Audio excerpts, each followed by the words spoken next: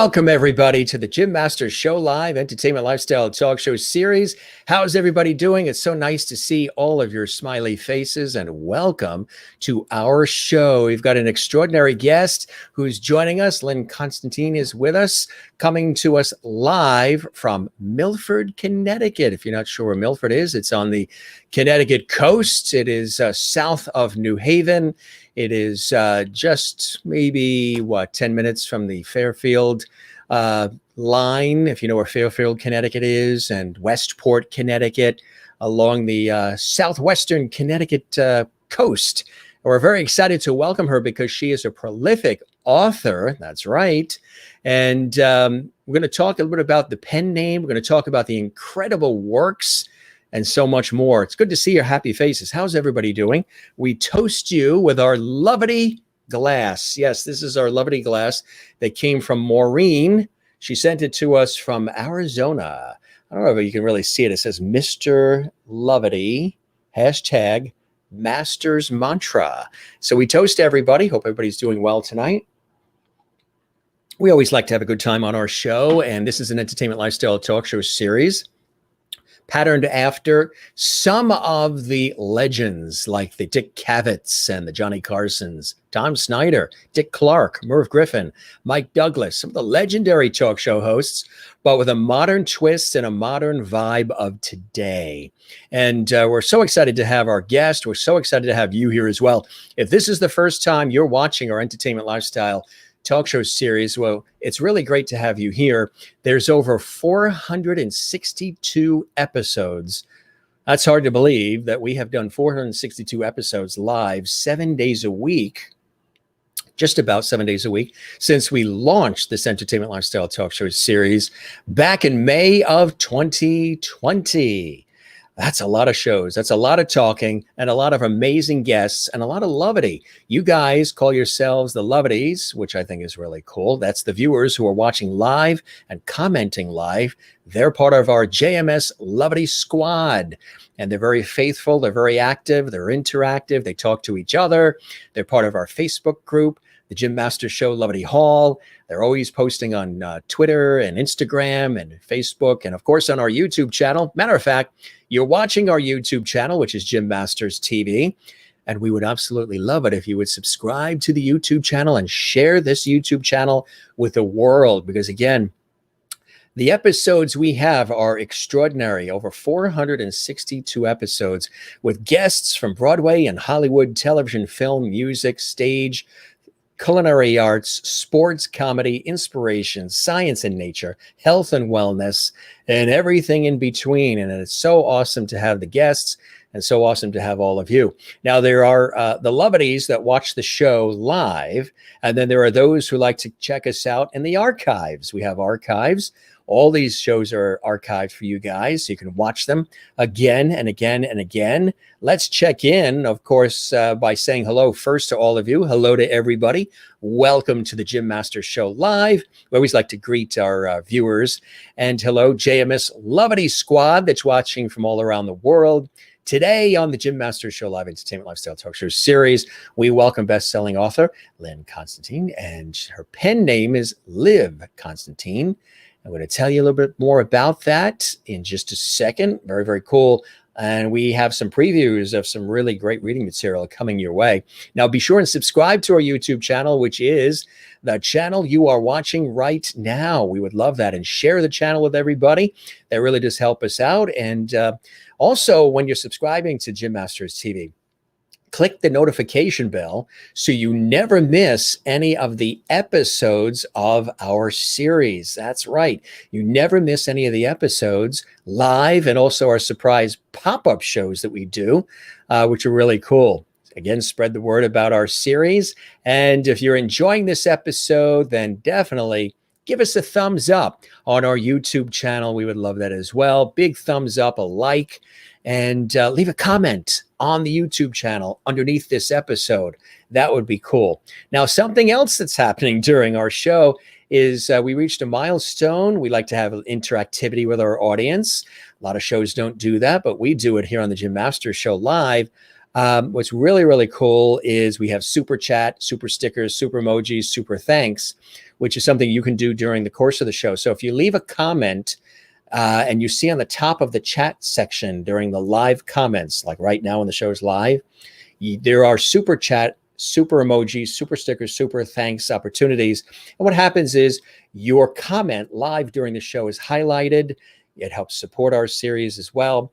It's highlighted on the screen. I personally thank you, and your comment rises to the top, which is cool. Hey, our great friends from Dream Vacations, Quinn Panzer Travel, are here as well. So excited. Can't wait for the show. Good to see you guys. Hope you're doing well. My friends there at Dream Vacations. Also, Jane is watching from Sweden, and she says, hello, all lovelies, and Jim. Good to see you as well. Hope everything is going well where you are located there in beautiful Sweden. Love this. We've got a lot of comments here. We'll go through a lot of them here. Nice to see you, Alessandro, watching in North Carolina.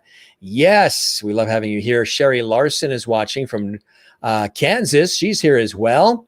Hey, Merlin, welcome to the show. Did you see the episode with Canadian crooner and jazz vocalist Matt Dusk with us last night on the show from Toronto, your neck of the woods there in Ontario? And we had some live music and so much more. It was cool.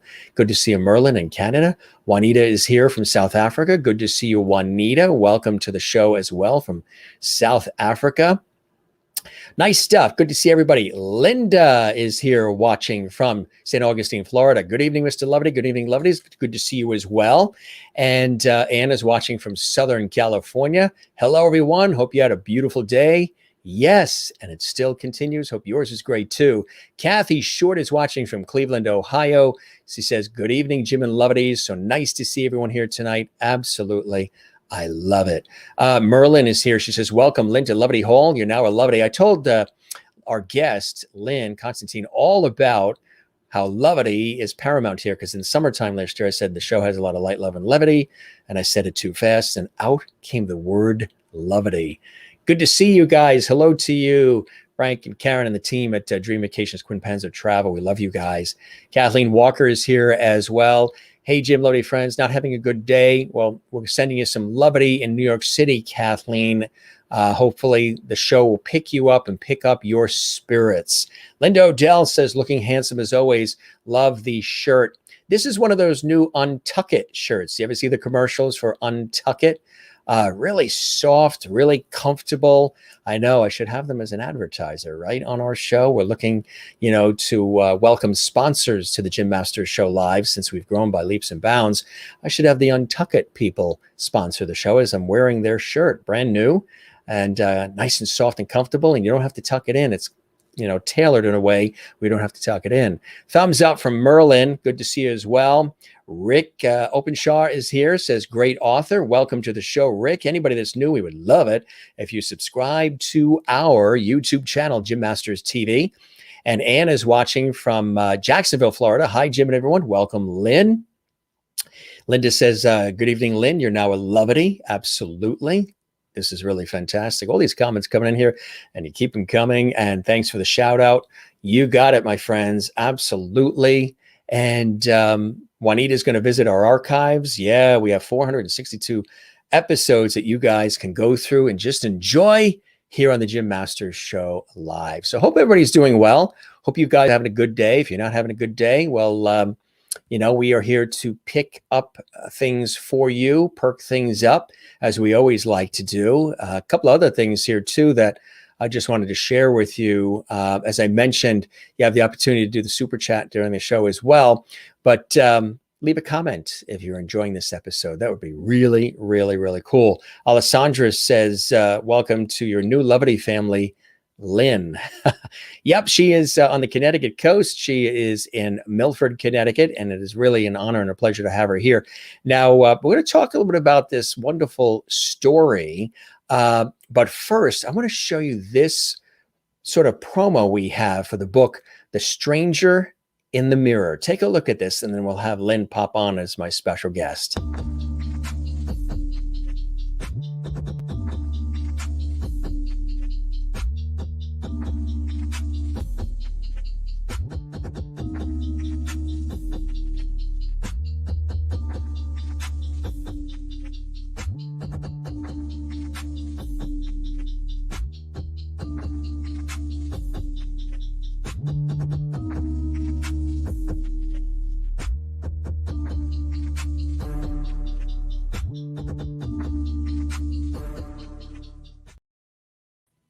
Very cool, isn't it? And Lynn is here live and direct from Milford, Connecticut. Hey, Lynn, Hello. welcome to the Jim Masters Show Live. How are you tonight? Thank you, Jim. I'm great. Thank you. Hello to everybody, and thanks for inducting me into the lovelies. Yes, the Levity Hall. You're with all the Levities. Love and levity put together accidentally when it slipped out of my mouth, became Levity, and everybody fell in love with it, huh? Cool word, especially during a pandemic. The world needs more levity. How are you? How are things where you are there in Connecticut? You just got past Hurricane Henri unscathed, which there was an angel on your side there, huh? Absolutely. Yeah. We were concerned. We were right in the eye, and my husband kept tracking it. And then he said, I think it's just disappearing and dispersing. So we just got some rain, which was very welcome. Yeah. Now, we just took a look at that little teaser promo for the book that has already come out. Tell us about what we saw. That looked really cool. Oh, thank you. So that's our newest book, The Stranger in the Mirror. And it follows the story of a woman who calls herself Addison Hope because she doesn't really know what her real name is.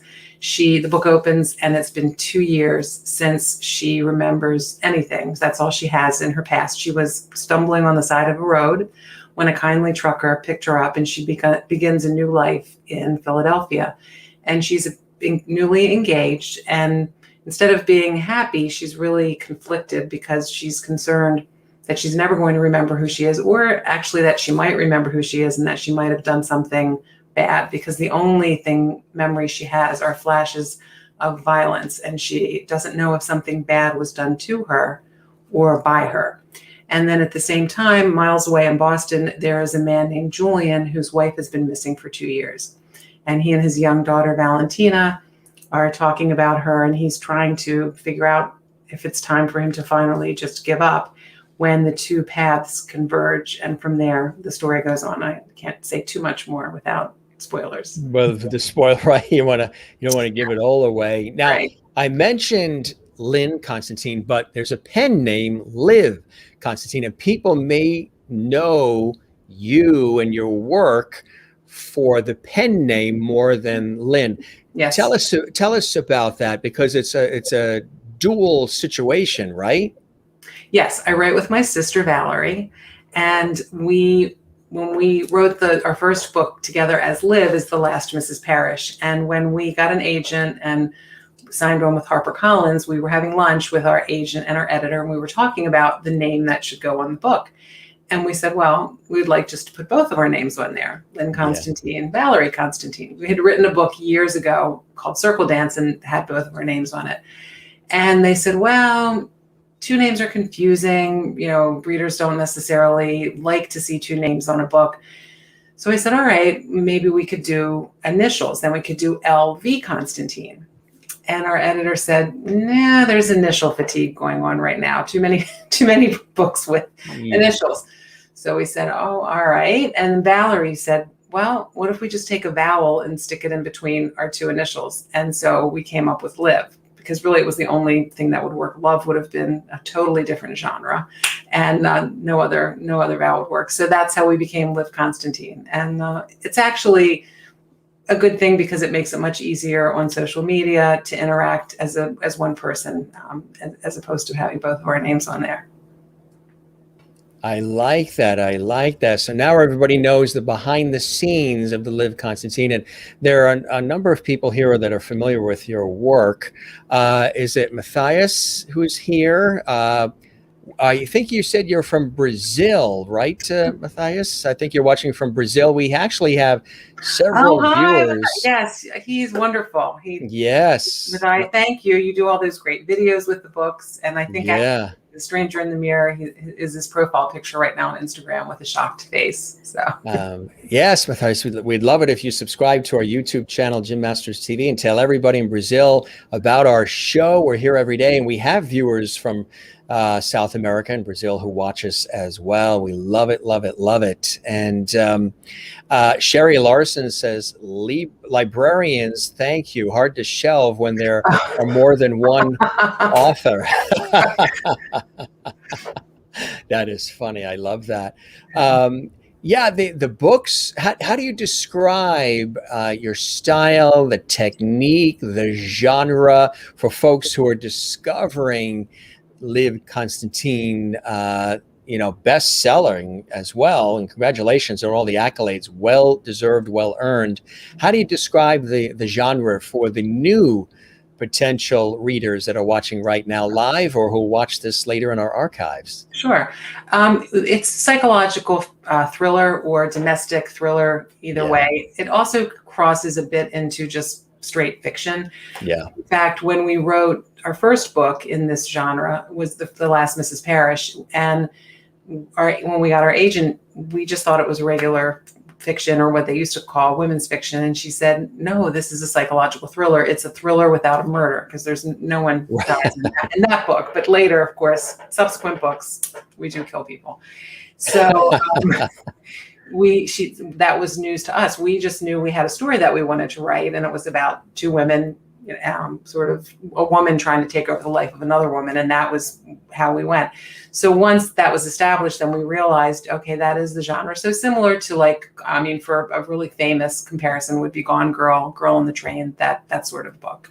So it's where you've got, and typically a setting, a close setting, a domestic, either a husband and wife or a family or something where you're peeking through that proverbial, living room window and seeing what's going on behind closed doors. And it's not always good. Right. How did you guys get started? What was the inspiration initially for you to put pen to paper and really just, take a crack at it and make the magic you've been making ever since? Thank you. Well, we started a long time ago, actually, over 20 years ago, before I even had my children, is when we wrote, as I mentioned, this first book called Circle Dance. And we both have always been avid readers. Our mom, we would go to the library once a week, and we would all pick out, my mother, my aunt, we'd pick the same book out, and we would have like our own informal book club discussion. And at the time, we were both working full time, and we were reading a lot of family sagas and ethnic fiction. And I said to Valerie one day, there really isn't anything about Greek families, and we're Greek. And we wanted to write something contemporary about a Greek family to kind of bring in a lot of what we had grown up with. My grandmother had passed by the time my children were born. And so a lot of those traditions, of course, my parents were born here and they had assimilated, and we wanted for them to have a peek into what their heritage was. So I went and bought a book called How to Write and Sell Your First Novel. And we, looked through the thing, and we wrote this book together. And then we moved.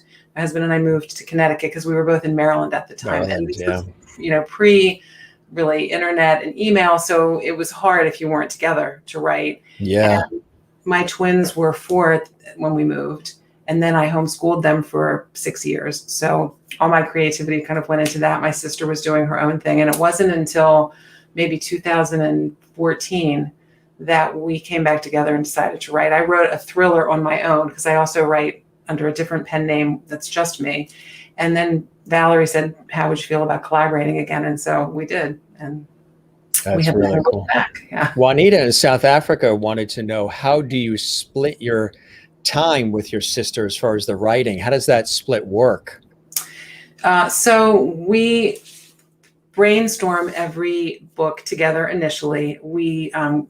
Usually we start with a twist. We talk, and it takes a long time really for us to decide on something that captures both of our attention that we want to spend the time on. And once we've established that, we draw the characters together. We do a lot of talking on Zoom. And then when we begin the writing, we assign each other scenes, and we each go off individually and write. Then we email each other, and we speak every day about what we've written. And oftentimes I'll write a half a chapter and send it to Valerie and ask her to finish, and she'll do the same for me. And this goes on every day until we have a first draft. And then as we go through the first draft, then we each read it, we make notes, we go through revisions. So we will go through maybe 2 or 3, sometimes 4 revisions on the same book before we even hand it over to our actual editor. So we read the book. We're kind of sick of it by the time we're finished with it. But as you know, and that's how it goes. So we're pretty much in constant communication, even beyond our scheduled phone calls, we're texting, we're calling. If we have a question, we're right there to figure it out together. I think you're muted, Jim. What gives you the inspiration? How do you form the stories? Like, for example, Melissa Manchester was on our show not that long ago, and she was talking about, the music writing process. And she said that sometimes, she could be just laying down on the couch, or she could be in the kitchen, and then all of a sudden she will be receiving some sort of a message or a feeling or just an aha moment and an inspiration. And she needs to run to the piano, press record, and just start working out whatever's flowing through her. So she needs to capture that quickly, because if she doesn't capture it quickly, it becomes fleeting. It dissipates. It sort of weakens that initial spark of inspiration. How about for you guys? Do you find that, hey, I just got this great idea? It could be 2 a.m. when the house is quiet, you're thinking of something and you run to the computer and you just start writing because you don't want to lose that energy and that burst of creativity that you have. Does that happen for you guys? It does. It does. A lot of times it will be one of us, if I'm taking a walk, it's typically more figuring a plot issue, or if we're struggling with a character or in the midst of writing, and then I'll come back and I'll call Valerie right away and say, okay, I want you to listen. This might sound crazy, but just listen to this idea. And then, we'll go through. And that's how a lot of the changes happen in the book, and a lot of the additional plot twists that go in. Occasionally I have woken up in the middle of the night, and I've learned now to keep a pad and a pencil there. But it's kind of like that Seinfeld, when Jerry wakes up and he can't read his handwriting the next morning. That also happens because I'm not the best with my handwriting. So I try to write it down, because you will forget about it if you don't, or I might grab my phone and just type a note in. But that's true. Or sometimes we'll just be talking and we'll go off in a direction, and then Valerie, one of us, will say, okay, are you writing this down? Because we're not going to remember. Right. We don't. So it is very true. Yeah, that's cool. That's really, really cool. So the sources of inspiration, I would imagine you are also observers of life and of people. And that can, you could probably stand in line in a supermarket and be inspired by what you see go on in line. Oh, look at the way that one's talking to that one. There's a story right there. Let's write that down. Next book is happening right in front of us in the checkout aisle. It's a tendency. Yeah, it's a tendency to, my mind definitely goes dark. So one time my husband and I were looking at cars, and we opened the one trunk, and it was, really nice sized trunk. And I'm like, wow. And he started to say something. I said, you could fit a body in here. And he's like, okay, I was thinking golf clubs or something, but a body would go in here too. Or if I'm somewhere, I might look at somebody who seems very banal, and I'll think that, I wonder if that person's like a serial killer. You start just to wonder what everybody that I see. Yeah. I'm not really, I can imagine a different life. So, well, I'm sure you've been inspired by a lot of the crazy things that have gone on in the last 18 months or so that we've experienced. I try to put that out of my mind. Yes. And it's very stressful. Because it's real. I know. I say the only people that could have scripted what we've experienced the last 18 months or so are Steven Spielberg, maybe George Lucas, Stephen King, and Rod Serling. Definitely Rod Serling. Those would be the ones, the Twilight Zone. So this is the most recent. Congratulations.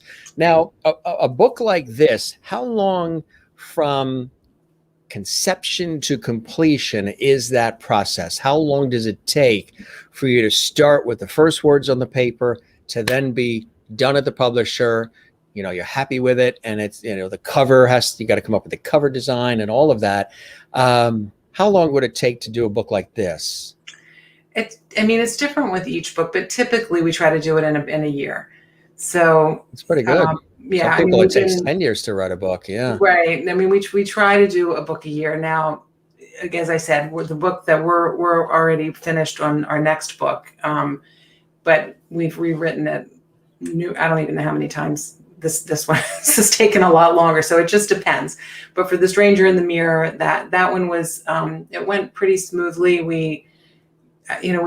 we were very excited about it. And I think that's part of it too. You said like what motivates you. We had actually written another book, first draft of another book prior to The Stranger in the Mirror. And we were fortunate enough to be together for a 10-day period. We were at a book festival in the UAE in Sharjah.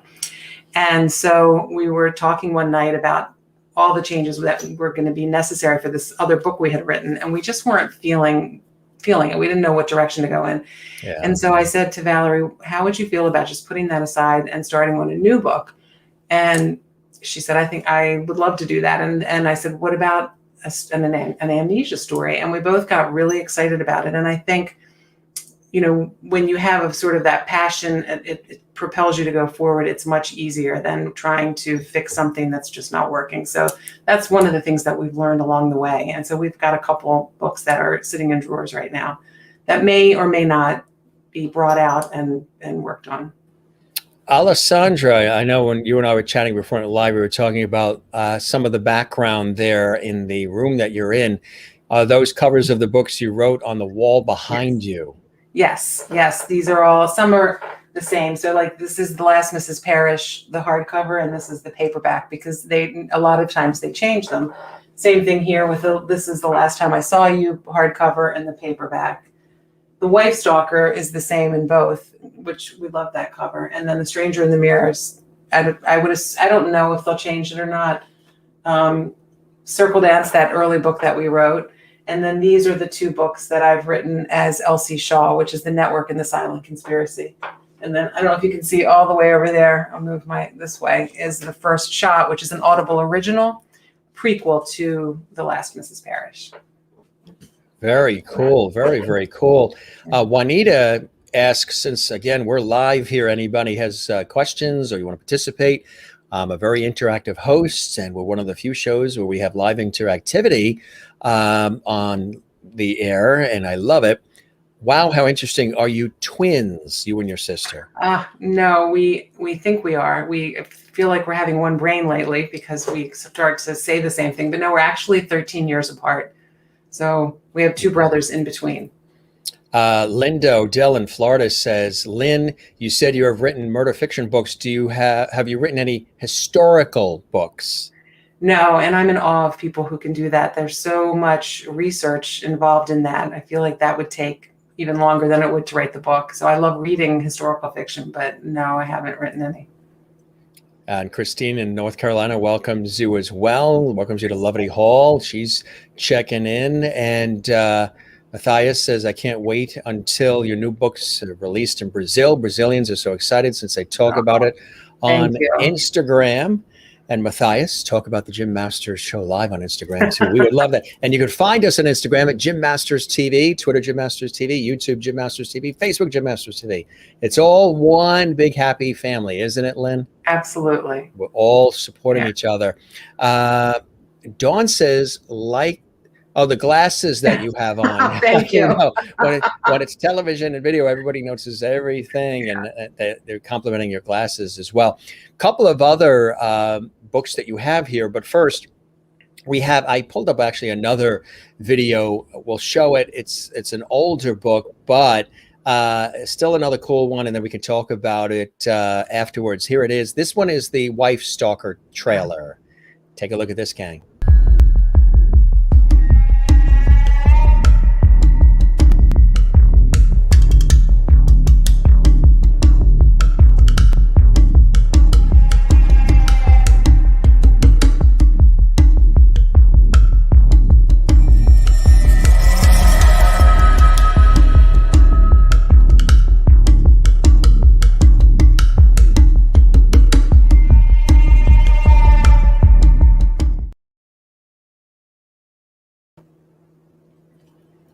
Just that music alone is like, okay. Yeah.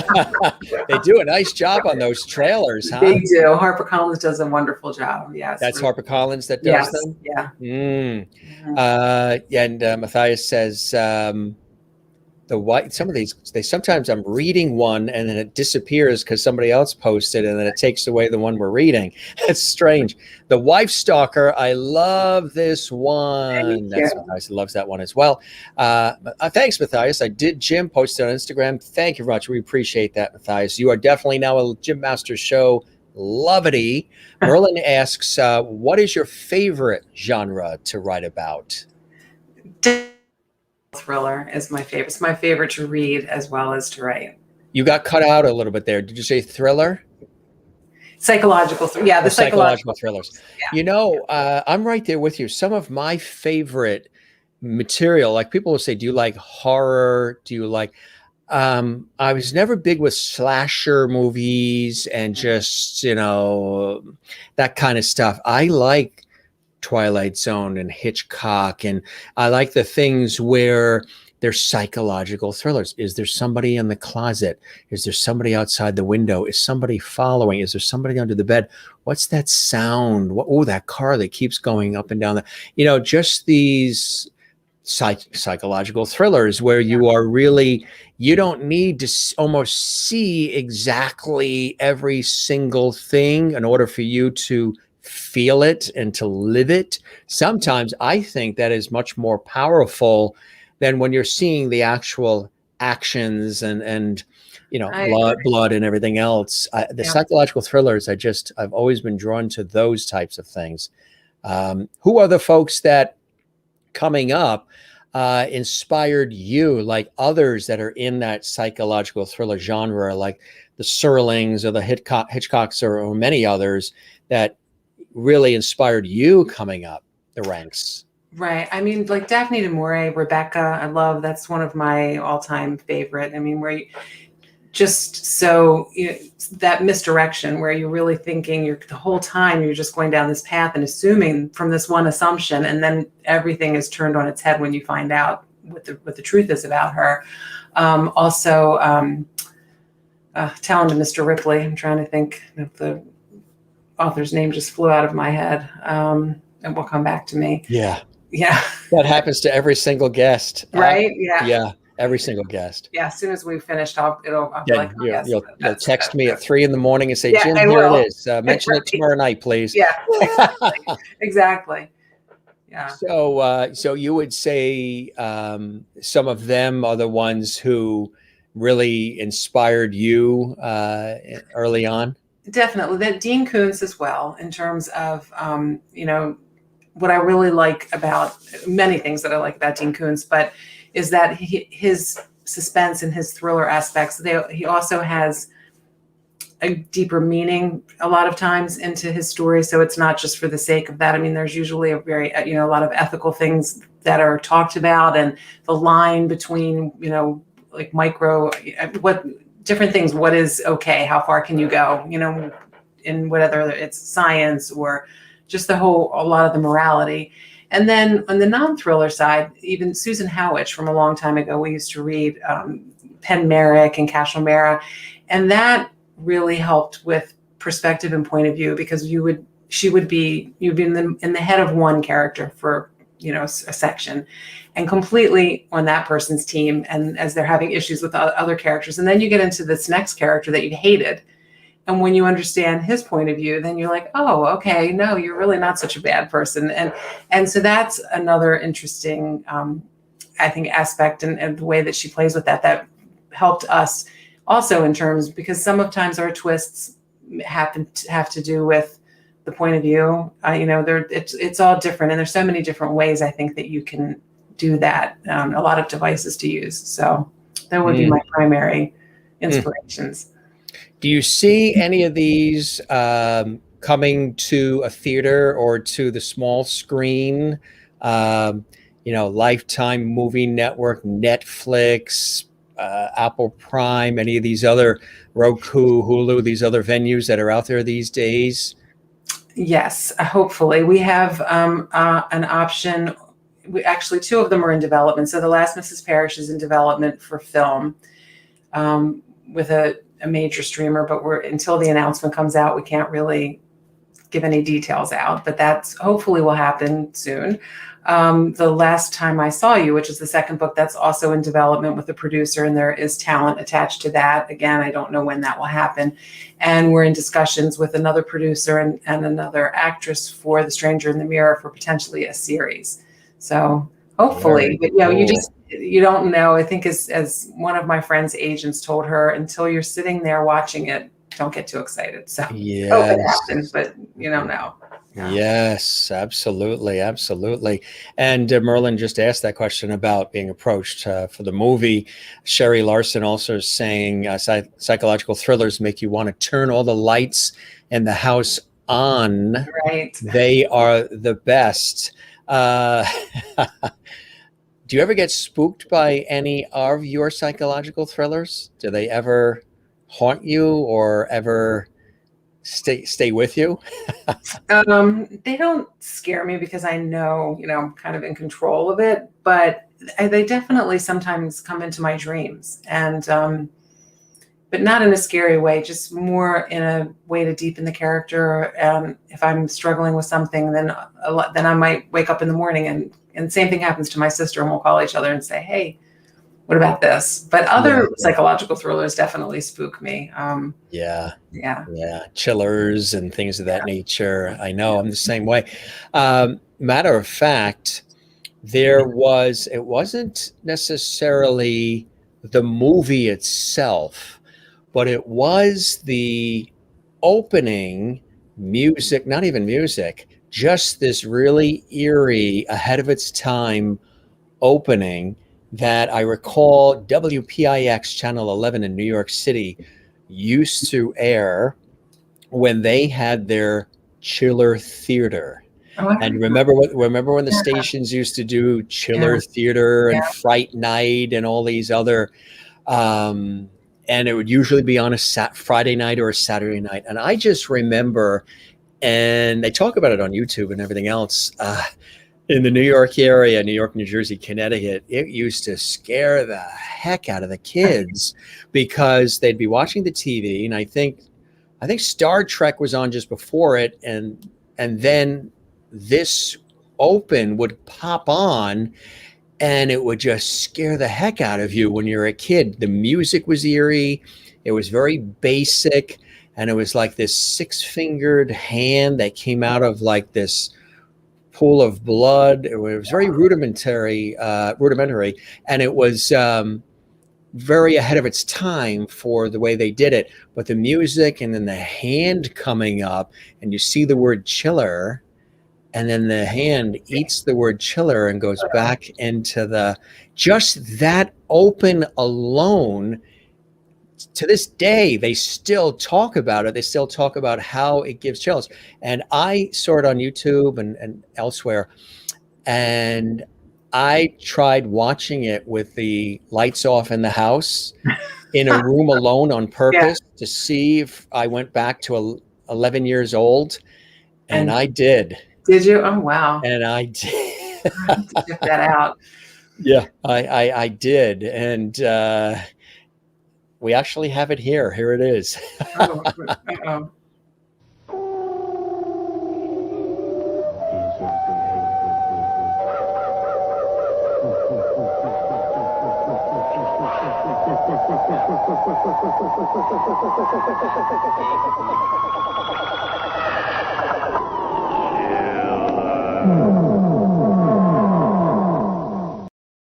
Oh, that is really creepy. Even that tree is like a creepy tree. Yes, dead. Oh, That when you were a kid and all of a sudden you're sitting there and you're eating your popcorn and then boom, that would pop on Saturday night, I think 8 o'clock or 9 o'clock. They still talk about it today, how that scared the heck out of kids in the New York, New Jersey, Connecticut tri-state area. That aired on Channel 11, WPIX in New York.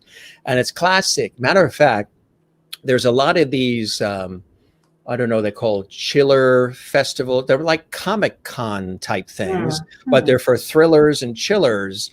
And they all get together from all around and they talk about that particular thing. And sometimes that would even be better than the actual movie. Just the, just I mean, That scared the heck out of us. That is funny. Yeah. Oh, my hat. That is creepy. I know, just the music, not even the music, just the sound of it Yeah. was very spooky, and it really did. That's creepy. Look at they're saying that's creepy and spooky. Let's. I wonder if Frank and Karen might remember that too, because they're in the New York, New Jersey, Connecticut area, and saw that on Saturday nights on Channel 11 in New York. I want to talk about some of the other books as well. Everybody's, again, liking those trailers. The Last Time I Saw You. Yeah. Tell us about that. So The Last Time I Saw You is about, this one is the first one where we had murder, and it opens with our Kate, our protagonist, and her mother has been brutally murdered. Baltimore heiress, brutally murdered in her home. And as she's at the funeral, she gets a text telling her, "You think you're sad now, just wait." And so this campaign of terror descends upon her, and she reaches out to her estranged best friend, Blair, who is a mystery writer, successful mystery writer in New York. And so Blair comes to her side, comes to the funeral with her, and they're together trying to figure out who's behind the murder and who's sending her these messages. So it's a little bit of a locked room mystery, not totally, but it was a situation where you have to know when this thing happens that it could be any number of people. So it has the psychological thriller elements, but it also has more of a murder mystery. So it's kind of a combination of the two. And that was our sophomore book, which is always the most difficult book. Is it? It is. Most writers will tell you that second book, and it was the hardest book that we had. Is it because of the fanfare from the first book, and you feel an obligation to meet the level of the first book and the excitement of that very first book? Is it a psychological thing as well? It's a combination of things. So your first book, is you're writing that, you don't have an agent necessarily, or it's all on your own schedule, it's your own expectation. And so then once you're represented, you have this publisher, and then you've got deadlines. Not that we typically don't have, we usually are early on our deadlines. That's not so much the issue, but it is the expectation. And we were fortunate enough with our first book, The Last Mrs. Parrish, it was a Reese Witherspoon book club pick. It was very well received. And people really loved it. And so there was a huge amount of pressure. You had to write the second book, and they're like, "Oh, it has to be better." And okay, really? How are we supposed to do that? So it was very intimidating. And the book is very different. And it's interesting because I think when it first came out, a lot of Parrish fans wanted the same book. And you can't write the same book. You can write the same type of book, but it has to be a little bit different. And so there were some that were looking for that and weren't as satisfied with it, because as time went on and there was more distance between that, and we've gotten new readers to it, the reviews now are much better than they were when the book first came out from readers. It got good industry reviews, and it was a library reads pick and that kind of thing. But so I think people who read The Last Time I Saw You first like it more than people necessarily who watched or read, The Last Mrs. Parrish first.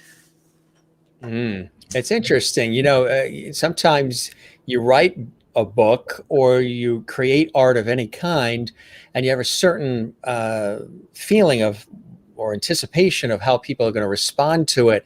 And then you're bowled over. You're surprised how people will respond, or the various different things they can relate to, or that they can pick out of the story. Certain, like you thought maybe this was really going to be the thing that stands out for them, but they're mentioning this other thing, this other scenario or character development or dynamic within the book, within the story, that really hits home. I would imagine, Lynn, sometimes that can be surprising even to the author or the creator, right? Absolutely. Especially, the more people that you talk to, and they'll talk about this, or like, again, Mrs. Parrish, certain people are like, it's such a feminist book and it has these themes. And, we just wrote the story, we didn't sit down to say, we never say, here's the theme that we're trying to get across. We always really start with character and the story. And wherever the story goes has to be authentic to the character. So we've often abandoned a certain plot point or changed it when we get to know the characters better and we realize, no, they would never do that. And the themes just seem to emerge.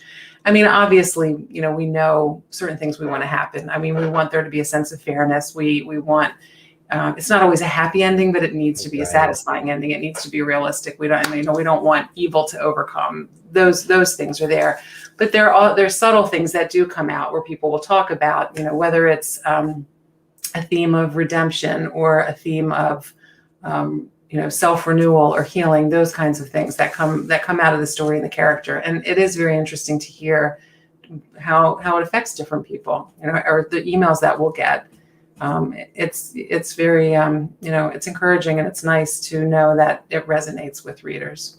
Do they also suggest sometimes material? Oh, I wish you would write a book about that, or I wish you would do a sequel to that book. I imagine, you know, because they get so invested, it's almost like the soap opera crowd, where they were invested in those storylines and would watch for, you know, years the soap operas, and they were very invested in the characters and who was married to who, and, you know, all the different and it could be really intense. I would imagine that you probably get some feedback and suggestions in that direction sometimes from the fans, from the readers.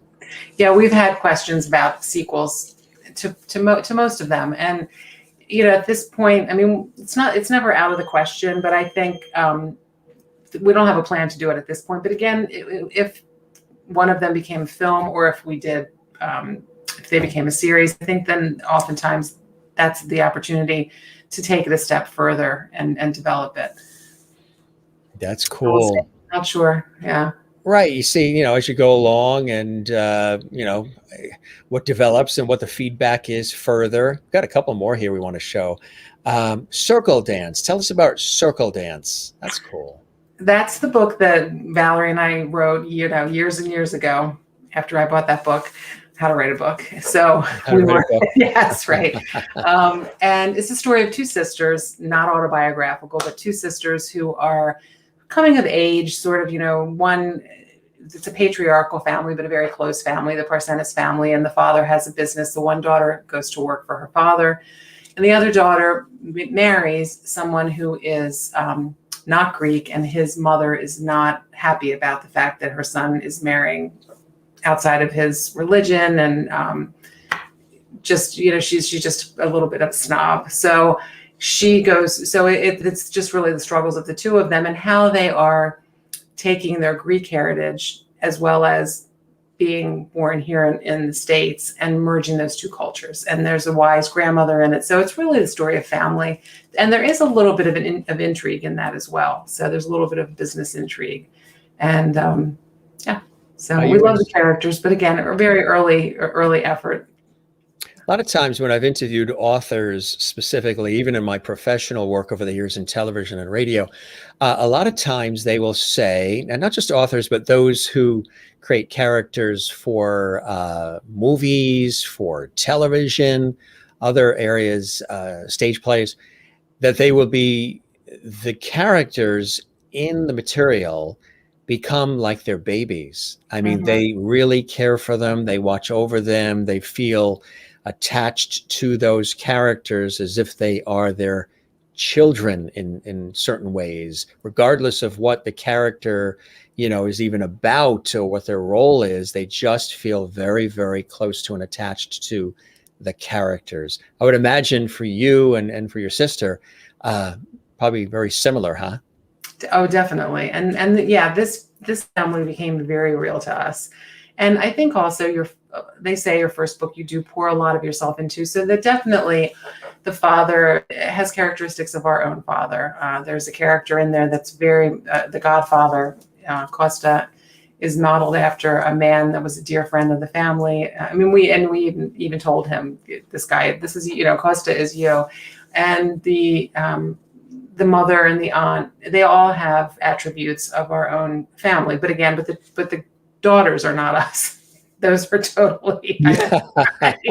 Do you have people that sometimes read and then guess Is that me? Did you write that about me? Is that me? Because that can't be me. You know what I mean? Like that Yeah. role, that person they think is them, or maybe they didn't know it is, and it is based on somebody you know.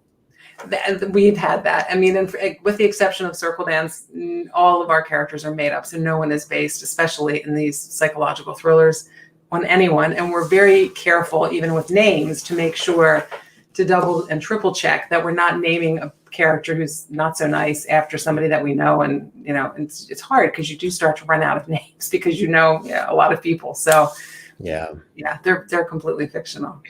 Merlin says, if you decide to write a sequel, would you have to change the ending of Great the question. previous book somehow to be able to, if there was a sort of finality to the other book, what happens from there?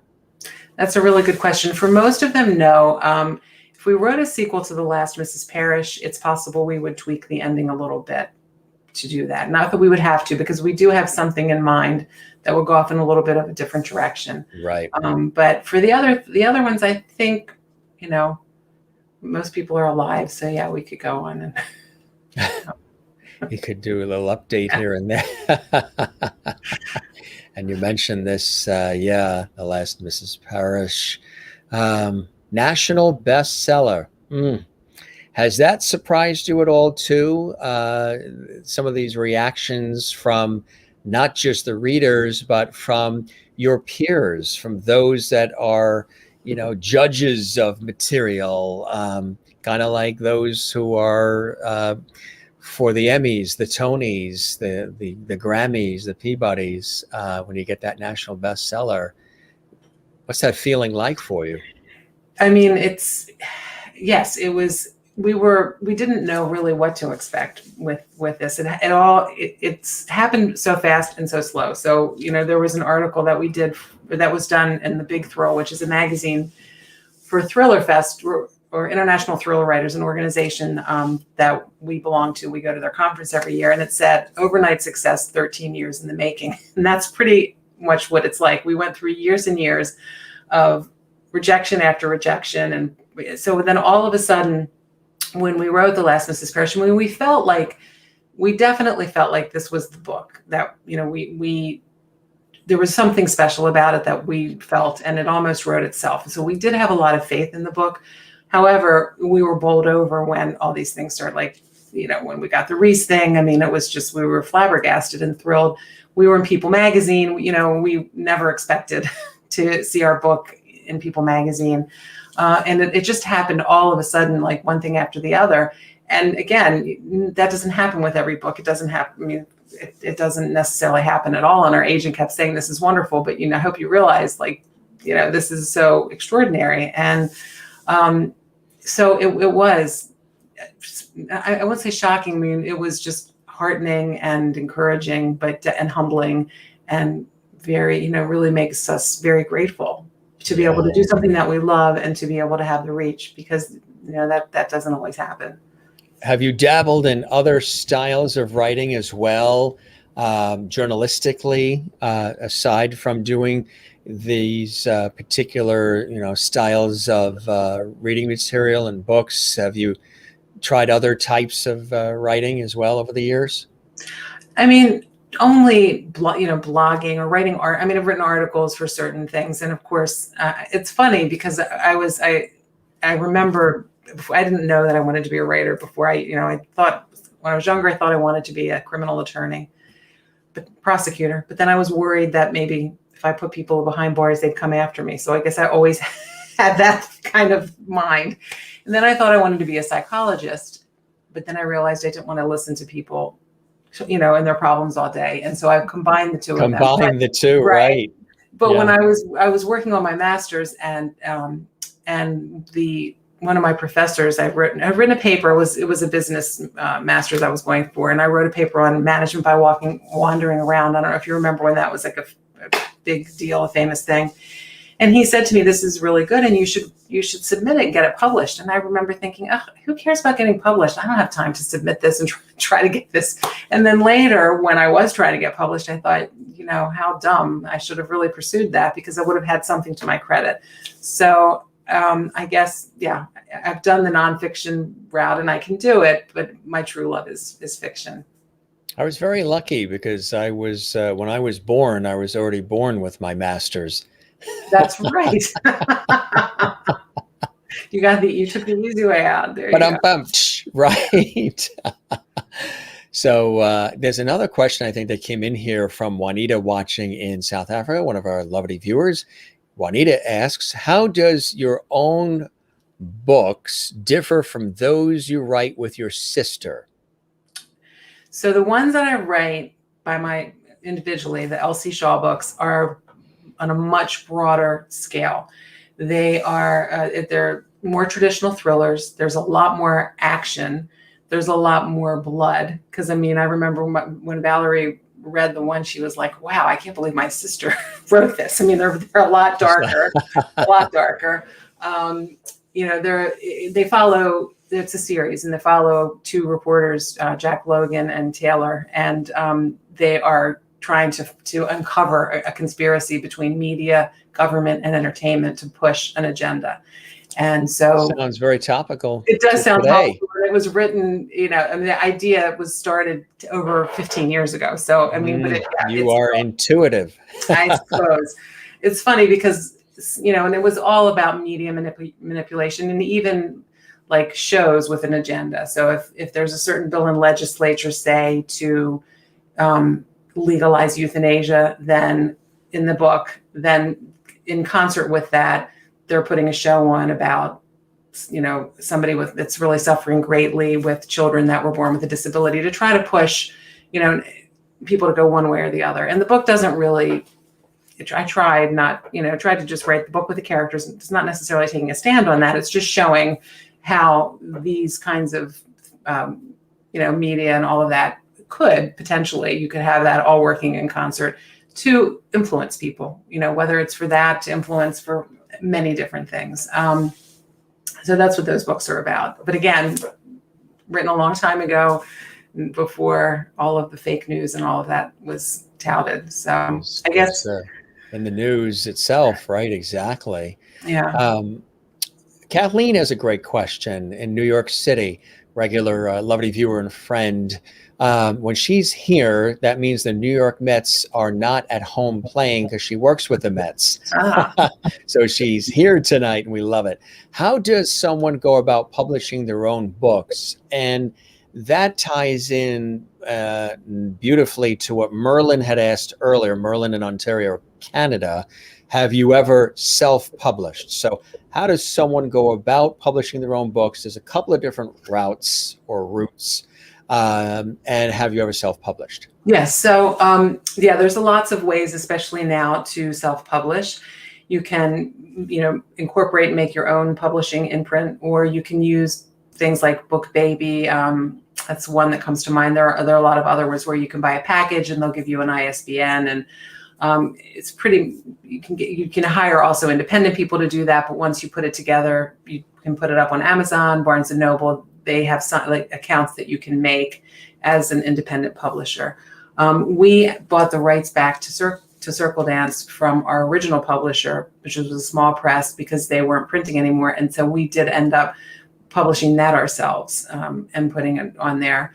It's a lot of people do it successfully. You have to sort of want to be able to take on all of the different roles. So marketing, publicity, proofreading, editing. There's a lot involved in it. Really, a lot more. So, but as I said, a lot of people do it very successfully, and there are lots of places that you can get help to do that. Have you ever thought of teaching up and coming writers along the way too, who are desirous of doing this kind of work but don't know where to even begin? Yeah, in fact, Valerie and I are teaching a module for, as I mentioned before, International Thriller Writers, which is a wonderful organization. I'm actually on the board this year, and they have this conference, Thriller Fest, where you can go. It's in New York in the summertime for 4 days, and a lot of top authors are there, and there's craft classes and panel classes, and it's a great place for networking, to get an agent. And they also have a lot of online things now. And so we're doing an online thriller school, which you can find on their website. And there are, I think, like 12 of us teaching. So it's Jeff Deaver, Lisa Gardner. I'm just going to think of a couple off the, my sister and I. You can look at it on the website. Anyway, I can't. Stephen James. A lot of really great authors are on there. And so we'll be teaching how. I think our class is how to write a twist. A good twist. So that's how we'll start. And I've done some panels and stuff like that, but I don't know about doing a full teaching course right now. I don't really think. Stay tuned. Right. Stay tuned. Yes, as we say in the broadcasting business, stay tuned. Right. Film at 11, bulletins at once. Dream Vacations, Quinn Panzer Travel, our friends, say, does your husband have any input in your writing? Or have you used him as a character in your books? Well, most of the men in our book. How come you're turning red? Yeah. No. So he is gracious enough, even though it's not really his genre. He reads all of my books. I would love to come to Brazil. He reads all of our books before, they go even to our editor. And so he definitely gives me input. And especially if I need any advice on guns, or, hunting or sailing, a lot of different things like that. So he does. And he is not based on any characters at all in my books. What would you say to somebody who is watching right now, who would like to become a writer, from what you've experienced and what you've learned along the way? Any little tips for anybody that would be considering putting pen to paper? Yes. I think the first thing is if you can find a good mentor or just a good place to work on your craft, because I think that's always key, and no matter what field you're in. And perseverance. You have to have a lot of perseverance and stick with it. And then networking, to get involved with either some writers groups or to go to conferences, because that's really a great way to meet other writers, get support, and again, to find resources to learn things and to get better. Does travel at all affect any of the stories? Like, do you do research that takes you to certain regions, certain areas? Does that enhance the storyline? Like if you're doing something where you're talking about English castles or something, going to England and studying the castles can actually enhance the richness and the authenticity of the story itself? Oh, it absolutely does. We haven't done that. Unfortunately, we haven't needed to do that because we haven't been able to travel much in the past year and a half. But we're careful about where our settings are. So we set them in places that we know well, which, Wife Stalker's in Westport. The Last Mrs. Parrish is in a fictional town in New England, but it's similar to Westport or Greenwich or Fairfield. Then this newest book, The Stranger in the Mirror, is in Philadelphia and in Boston. And I went to school in Boston and have spent a lot of time there, so I knew that area well. And of course, we've both been to Philadelphia numerous times, and we had planned on going again for some of the scenes and looking at some of the museums. But then that was when COVID first hit, and nobody was going anywhere, just to the grocery store. That was about it. So, and we do want to do a book in Greece, partially in Greece. And so even though we've been there, we definitely want to go and spend some time there for the next book. Why do you love doing this work? The blessings and joys in your life that, as I ask some of the guests, that spur you on to continue doing this work. It must be a thrill, pun intended, to do it. But what are some of the other things that inspire you, and why do you love it so much? I think one of the things that I love about it is that you can embody a different world. It's always something new. So yeah, I feel, again, as you said before, it really is true that we love these characters and we get to know them. And so I can escape from whatever. It was a real godsend during the pandemic when, not that we're through it yet, but in the thick of it, when all of that especially first hit. And it was so hard to really do anything, and to everything was so bleak. To be able to just sit down and escape into a completely different world with different people was one of the things I think that got me through. And so it's just something that's always interesting to me. I feel like I can go into any world or learn about anything. It doesn't get boring. And I'm just transported once I get into the writing and the process. It's I am transported in a way that I'm not with anything else that I do. Right. So not that it's always easy. I mean, of course, there are times it's hard and the editing can be grueling and sometimes you get stuck. But for the most part, I feel extremely fortunate to be able to do something that I love so much.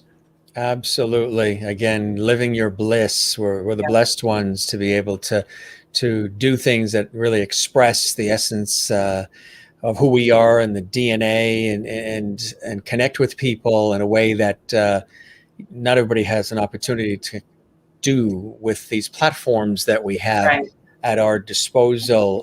Matthias says, where can I find your own thrillers, the ones that are yours? So where can they find your work and then Liv, the two of you? So LC Shaw, the letters LC Shaw, author.com is the website where you can find that. But I also have an Instagram page, LC Shaw Author, at LC Shaw Author. So you can also go there and you'll see.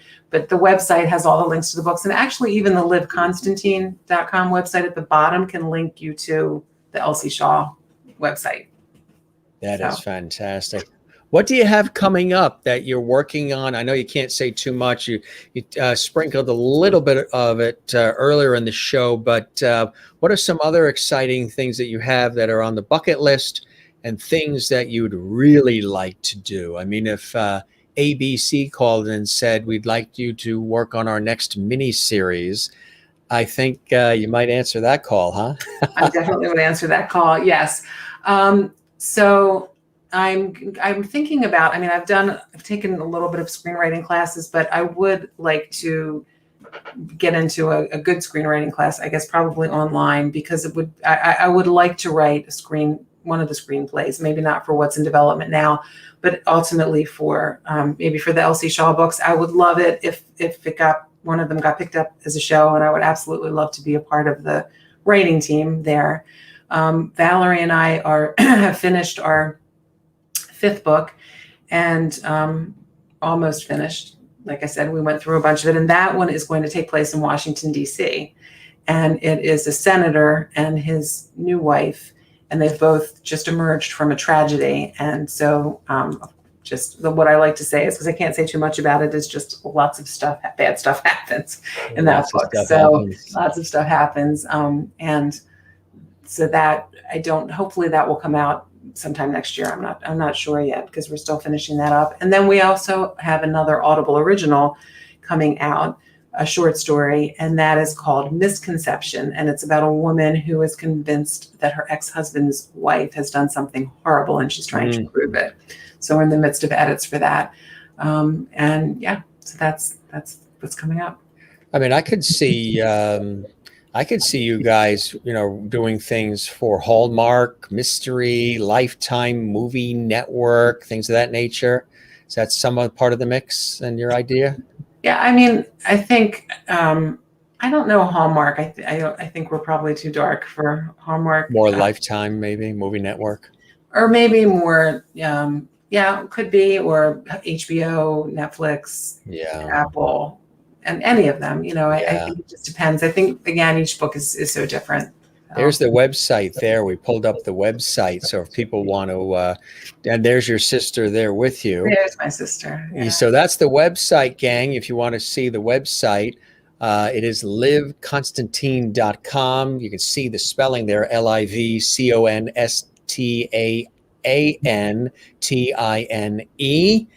And really cool stuff. International best-selling author, two sisters together. And then you had mentioned yours is LC Shaw, SHAW, LC Shaw. Author. LC Shaw Author. So LC Shaw, that's SHAW, author. Right. And if you need to hear it again, folks, just rewind this episode and you'll have it there. It's a nice website too. The Lynn Constantine website, really, really nicely done. Both of them are really, really done beautifully.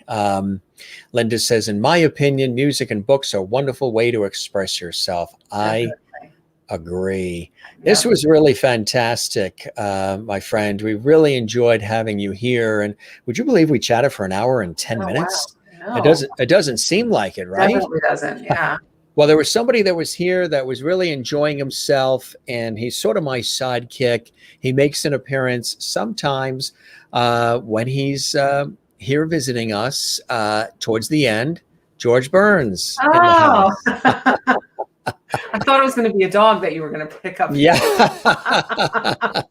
Well, we do have Silver, and we've got Gilligan from Gilligan's Island. We got a whole cast of characters here. But George, with his cigar and everything, he enjoyed himself, and he said, very nice. "Yeah." And then a lot of people got a chance. I'm sure a lot of our lovely viewers watching live, or those who are going to watch this later in the Jim Masters TV archives on our YouTube channel, will be going to the websites and also the material, Amazon, barnesandnoble.com, all those places they can go to get the material as well. Yes, everything is on our website as well. There's a link to all of those. There's another link for independent bookstores, and then the books are also in actual bookstores. Sherry Larson in Kansas says, thank you for being here with us tonight, Lynn. Just put Mrs. Parrish on reserve at the library to get tomorrow. Oh, good. I hope you enjoy it. Thank you.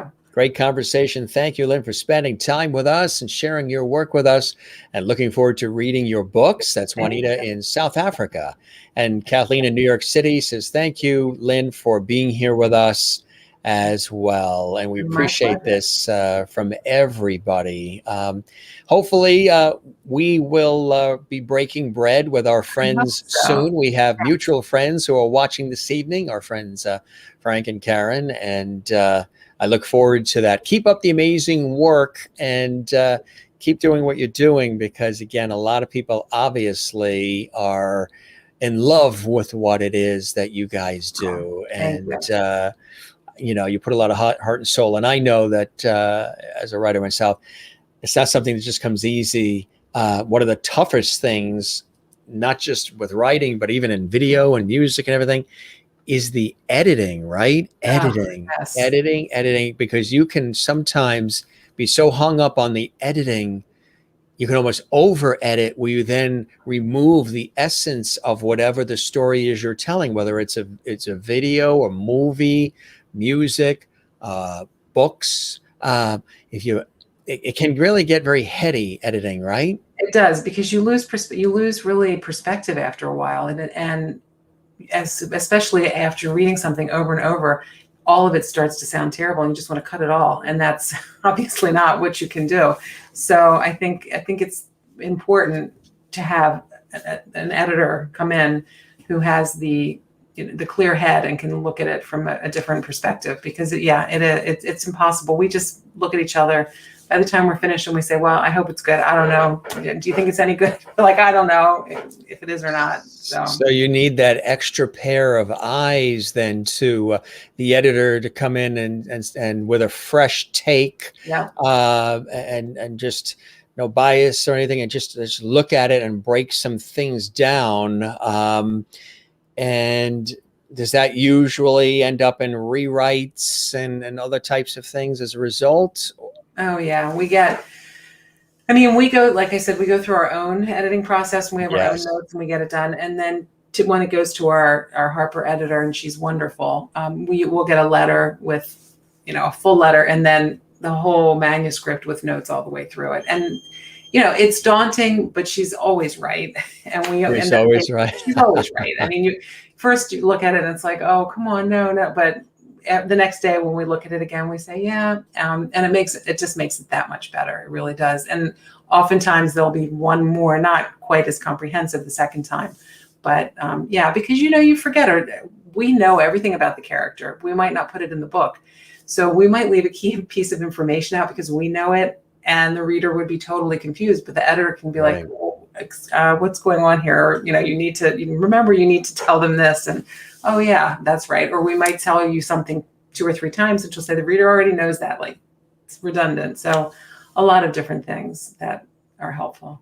It's a cool process, really is. It's a lot involved. So the next time people pick up one of the books, they'll realize the amount of work that goes into it, the time, the care, the attention, as well. Well, this was really awesome, Lynn. Best of luck to you, your sister, to all the characters, and what's Thank you. what lies ahead. And again, hopefully we'll be getting together soon. I look forward to that. And I hope the show met whatever expectations you had and you enjoyed the time. Oh, I with me. did. I did. It was great. And I hope we can, actually meet in person. And definitely. It was wonderful. Same here. Right back at you, Lynn. Yeah. As I say to all the guests, now go get the circulation going and go stretch those legs. Right. An hour and 16 minutes, not bad. It went by in like that. In a New York minute, right? It did. So conversational and flowing. Again, continued success and blessings to you. And as well. we will chat again soon. Okay, my friend? That sounds good. Thank you so much for having me. And thanks to everyone for coming. My pleasure. And spread the word about the Jim Masters Show Live. I definitely will. Love Following that. you now. And yep, I will. All right. I'm being followed. I'm following you. I'm stalking you now. You have a good night, Lynn. You take care. Too. Okay? Thanks. Bye-bye. Lynn Constantine. Yes, pretty amazing, right? And a lot of you seem to be very familiar with the work. Liv Constantine with her sister as well. That's the name that you see, and Elsie Shaw as well. Really, really cool stuff. And you guys were terrific tonight. Thanks for all the comments. Thanks for all of the usual levity. And that Chiller Theater opening, I think some of you said that it kind of scared you, huh? Well, it sure scared the heck out of us when we were kids.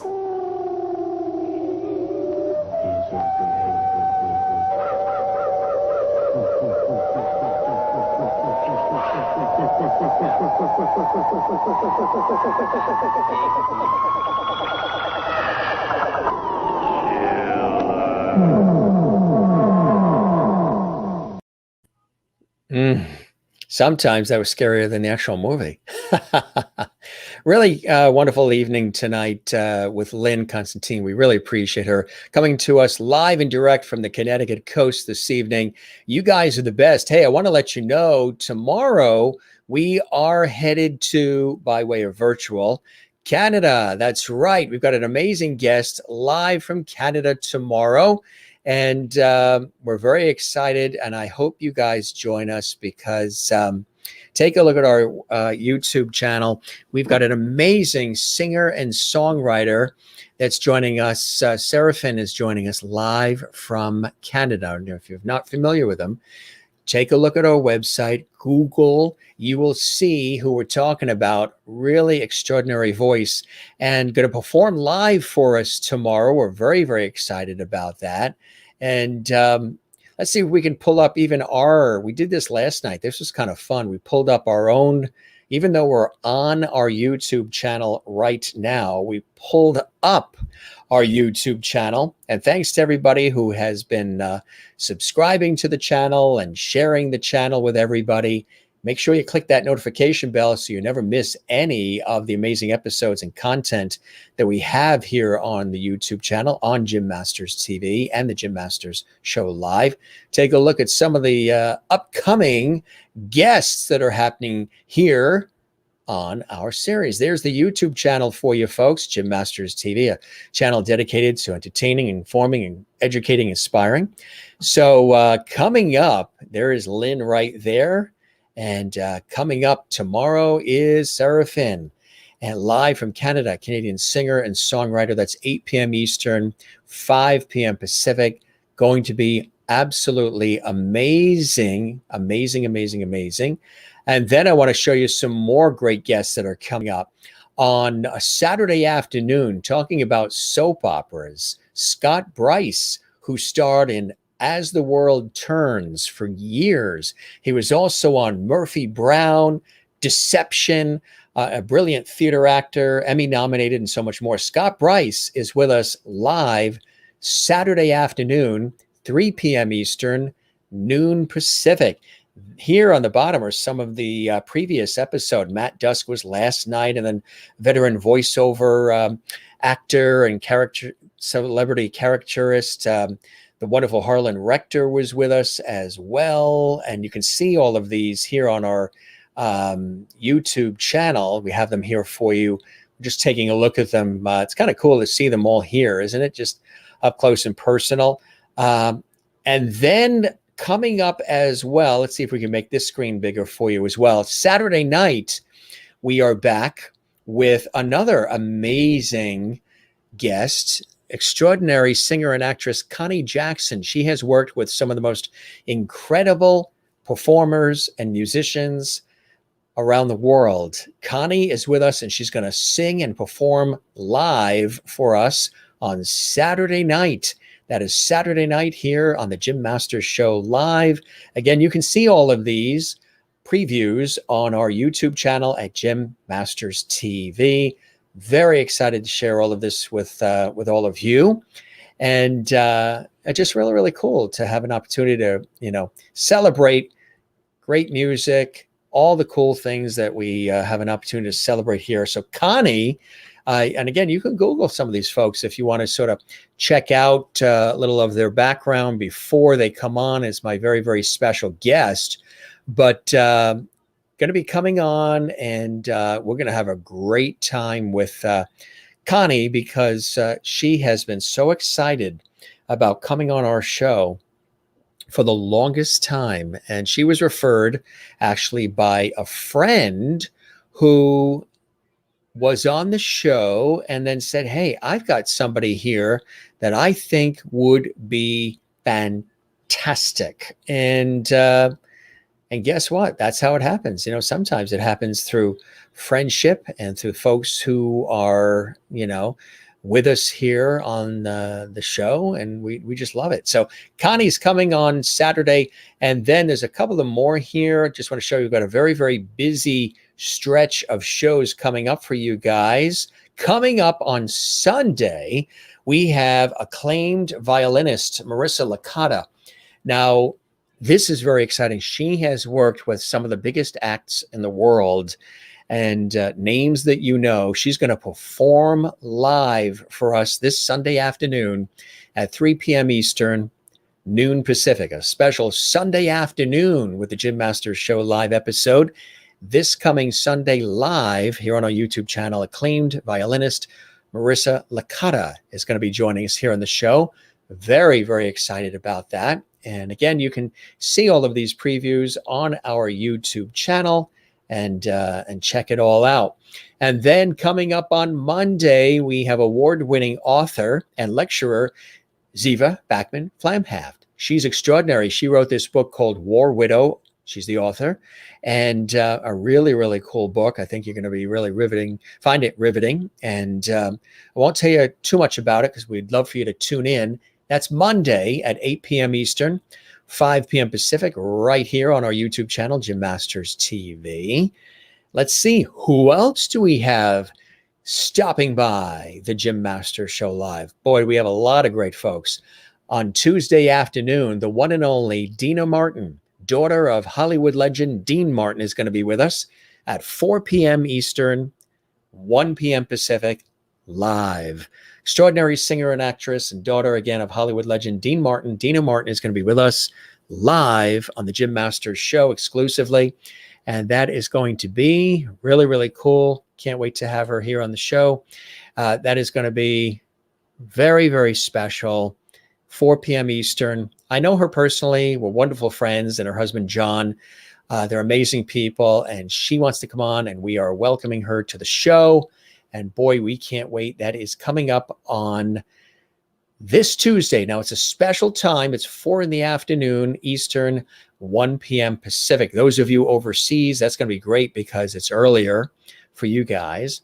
And then we have renowned Hollywood film director, writer, and producer Bruce Reisman. He's worked on T.J. Hooker, Voyage to the Bottom of the Sea. I mean, so many incredible TV series, films, and more. He's been in the business 60 years, and he's going to tell us about the ins and the outs of the industry, some behind-the-scenes secrets, some really cool things that he's been involved in over the years.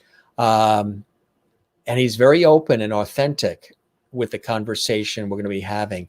That's Bruce Reisman coming up next week here on the Jim Masters Show live. And a couple more here. We don't want to do all of them, but I will show you a couple more here. It's kind of fun. We're going through our own YouTube channel. Kimberly Fay Greenberg is going to be with us. She's an actress and a Broadway expert extraordinaire. She's a lot of fun. We're going to have a lot of fun with her next week. Then we also have actress, film producer Ashton Clay, and musician and music producer Rich Adams coming up next week on the Jim Masters Show live, right here on our YouTube channel, Jim Masters TV. Then for those of you who love fantasy, paranormal, supernatural, the novelist R.A. Revis is going to be with us. That's his new book, The Dark Times Saga, The Black Forest. He's going to be with us here on the Jim Masters Show next week as well. A lot of guests. This is a lot of work behind the scenes putting this all together. And again, for those of you who were with us last night, then you know that Matt Dusk, there he is. Matt Dusk was my guest last night here on the Jim Masters Show, live from Canada. So we had a good time, and lots of great shows, lots of episodes, 461. Wow, 461 episodes we have done live, which is amazing. All right, gang, we are going to wrap up. Have a great night. See you soon. You too, Kathleen. Hope you're feeling better, my friend. Good night, all. And just for those of you who know our dear friend Elaine Ballas, her dog Oreo passed away. We mentioned that. She said she has a few more of those books remaining, and she can autograph them for you as well. She got like 12 books about Oreo that she penned. Really beautiful book. And if you want to know more about that and you want to get one of the remaining books that Elaine has, let us know at the show, and then we can coordinate with Elaine. But I spoke to her last night. I think we spoke for 2.5 hours on the phone. She's out in Hollywood and we're here on the East Coast. And I sent her my personal condolences and all of you, our lovely viewers, because again, you remember she was on our show twice. She was on our, 3 times, twice. And she had Oreo on. Actually, Oreo, her dog Oreo, was on 3 times, our 1-year anniversary special, and then 2 times. And then 1 time she was the character Blue Monday, which was a lot of fun. And then there was another time she was on as Elaine Ballas. Dear friend, Oreo passed away this week. So we send our condolences to our dear friend, and good stuff. And we sent our love on behalf of me and my family. And of course, you guys as well. Ha ha, Jim. You'll give us nightmares with that chiller theater hand. I tell you, that really scared us, and it still does. That was on Channel 11 in New York City, WPIX TV. Thank you, Jim. I needed this day off and with my lovely family. Well, this is the place to come. If you guys are not, having a good day, we always have a good time together here. And our friends at Dream Vacations Quinn Panzer Travel, we love you guys. We will be doing dinner soon, putting our cool ideas together as well. Great show. Thank you very much.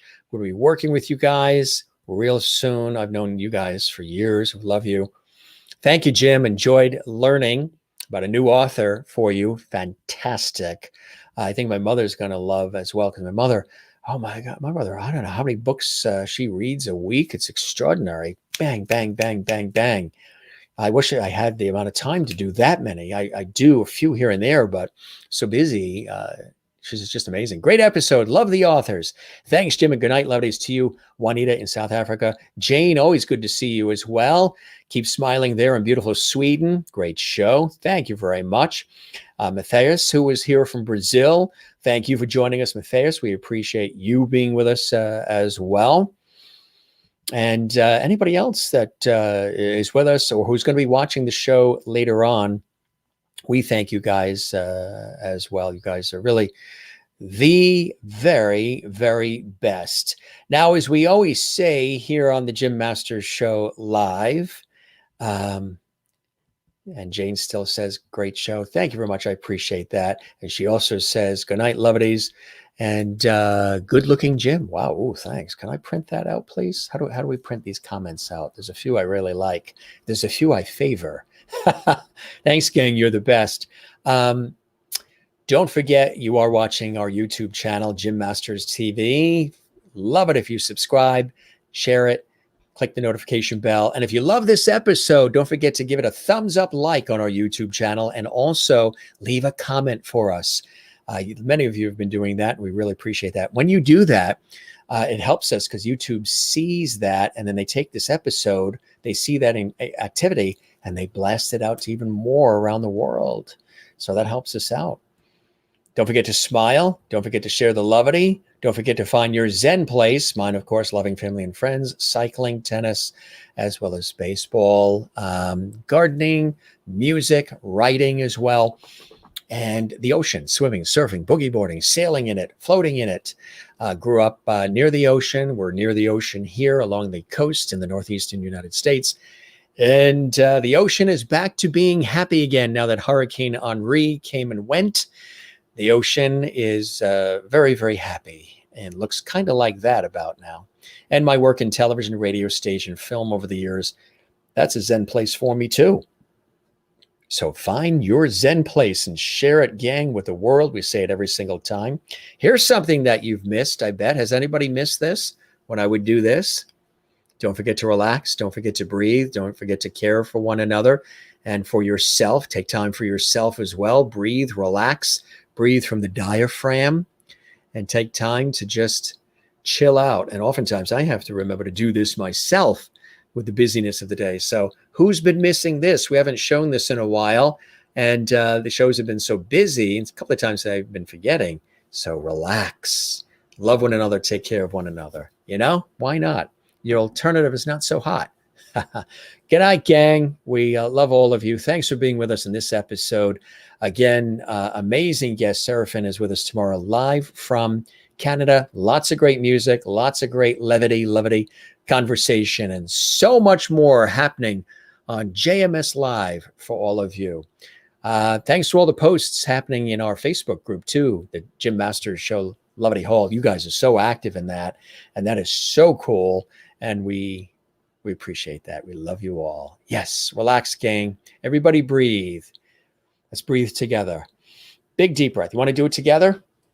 Let's do it together before we all bail out. 3, deep breath now.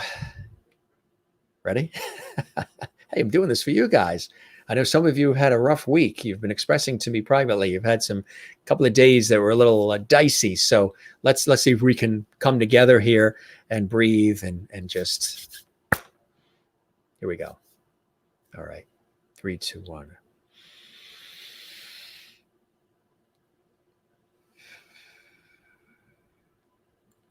Make sure that you let the breath out. You know, when you go to the doctor and they tell you to breathe deeply and they check for a cough or whatever, and they tell you, oh, you can breathe, let it out now. Because a lot of times you breathe in and then you need to be instructed to let the air out. Otherwise you'll pass out holding your breath. So breathe in from the diaphragm. You know, a lot of singers, and I try to breathe from the diaphragm too, because it's you get a much fuller breath. The oxygen flows to the body a lot better than when you hyperventilate. And that's when you're only breathing from here up, from the neck up, gang. Breathe from the diaphragm. You feel like $1,000,000. All right. We love you all. Take care. Thanks for being with us in this episode. Cool show. Really appreciated having Lynn on the show. She was absolutely epic. Lynn Constantine, our very special guest on this episode of the Jim Masters Show Live. We'll see you tomorrow night, 8 p.m. Eastern, 5 p.m. Pacific, wherever you are around the world. Thanks for watching. Whether you're watching live, you are commenting during the show, you're just watching quietly, or you are going to watch this in the archives. Stick with us, gang. 462 shows and counting, and we love it. Masters Meditations. That's what that was. Juanita, you got it. We got mantras. We've got meditations. Like I said to Lynn, I was born with a master's already. Good night, all, from Sherry in Kansas. You guys are the best. All right. We will see you soon, okay? We love you all, and we wish you all the best. Let's see you on the next episode of the Jim Masters Show Live. Spread the word about our show. Share that levity. We love you all. Have a good night. See you later. Bye-bye.